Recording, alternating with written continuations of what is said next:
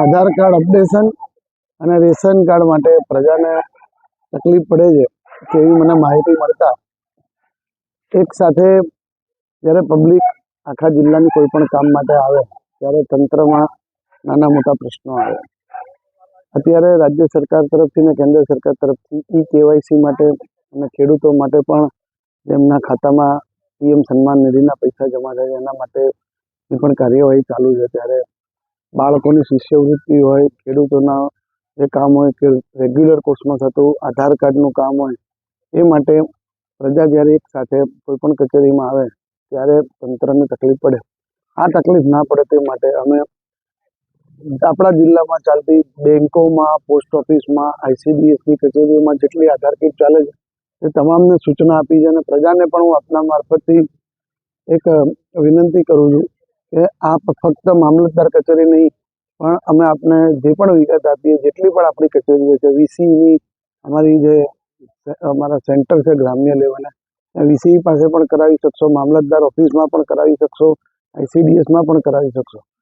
આજે તકલીફ પડે છે અને સવારે એમને 8 વાગે આવવું પડે છે અને લાઈનમાં ઊભા રહેવું પડે છે, એ ના રહેવું પડે એના માટે આપના મારફતથી હું સંદેશો આપવા માંગુ છું કે પ્રજા 10 વાગે પણ આવશે તો પણ એમનું કામ થઈ જશે. હવે કોઈ પણ પ્રકારની ભીડ કરવાની જરૂર નથી.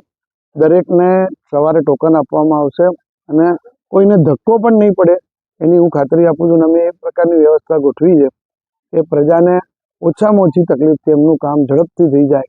તો 8 વાગે આવશો તો પણ 11 વાગે પતશે અને આપ 11 વાગે આવશો તો 12 વાગે પતશે આપનું કામ. એટલે એવું જરૂરી નથી કે આપે 8 વાગે આવવું જ પડે. તો આપનું કામ મામલતદાર કચેરીએ આવશો તો જ પતશે પણ નથી. આપના નજીકની ગ્રામ પંચાયતમાં જઈ અને જશો ત્યાં પણ આપનું કામ થઈ જશે. આજે અમારા પ્રાંત અધિકારી શ્રી પણ અહીંયા ઉપસ્થિત છે, અમારા મામલતદાર શ્રીને તમામ ટીમ ઉપસ્થિત છે.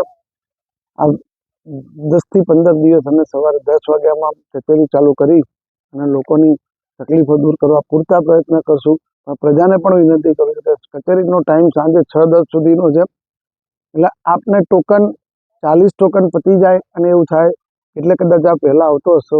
પણ હવે ઘણી બધી કીટ એટલે લગભગ 50 જેટલી કીટ જિલ્લામાં અમે કાર્યરત છે અથવા કરાવશું. ત્યારે અહીંયા જે સાફ સફાઈનો ઇસ્યુ હતો તેના માટે એજન્સી જેને સોંપેલું છે એજન્સીને નોટિસ પણ આપેલી છે. એજન્સીને સાફ સફાઈ કરવાનું કહ્યું છે અને નવા ટેન્ડર કરી અને અન્ય એજન્સીના કામ સોંપવા માટે આજે અમારા એક્ઝિક્યુટિવ એન્જિનિયર આનંદને સૂચના